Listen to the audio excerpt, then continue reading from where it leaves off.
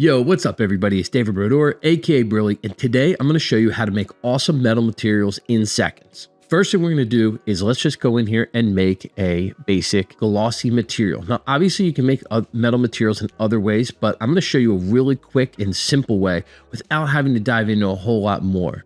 So let's go in, make a metal material, and we're going to go into the index and just change the index from 1.3 to 1. And that is going to just give you a very basic metal material. And we'll add this to all of our objects. What you're going to realize really quickly here is that metals, just like glass, really rely heavily on the reflections and lighting of your scene. So let's go in here and add an HDRI environment. And I'm going to show you what is the best HDR environments to look for when creating metal materials. You really want metals to look dynamic. I mean, instantly with the default, boom, it automatically pops. You can see how easy that is. But I'm going to show you, if we go through the list of metal HDRIs in the metal studios here with Grayscale Gorilla, what you want to specifically look for.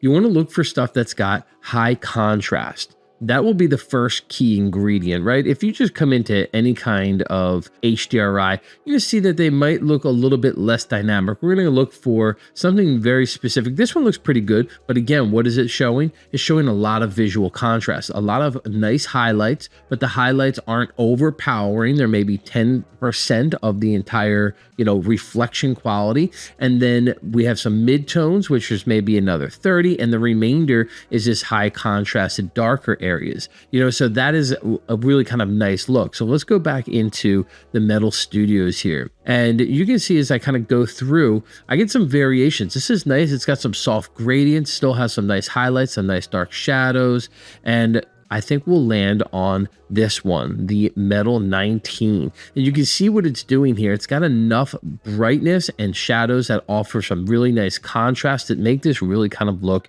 unique. Now, there's some more stuff that we can do to the metal just to give it a little bit more interest. Now, this smooth look is definitely very cool, but we can add some simple roughness maps in here to take it up a level. I'm again going to access my Grayscale Gorilla textures here to play around with some alternate looks, but you can get textures from anywhere. This is just really nice because it's got the library right here, and I don't have to dive into any other folders or kind of search around online, but it's really the same thing when it comes down to it. And let's just snap in some various textures, right?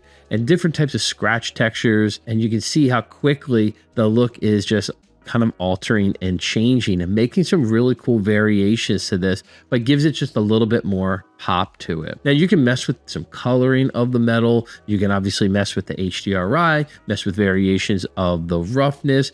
If you want to play around also in here, there's another thing, the sheen layer. If you increase this, right, you can get a little bit more visibility only if the roughness is up. If the roughness is set to 0, you're not going to have any kind of difference here with the sheen layer. But with that up, you can get a little bit more light in there if you want to pull out a little bit more of that metal surface rather than just have it very highly contrasted. But again, that is up to you. And as always, now with this scene, I don't really need to do anything else. I think the metal looks great kind of as is, but if you wanted to, you could always go into that camera imager, and depending on your HDRI, you could try to play with the exposure a little bit, maybe push and pull some of the stuff, maybe get a little bit more nicer contrast, have this pop a little bit more. That's going to be entirely up to you though. So how simple and quick was that?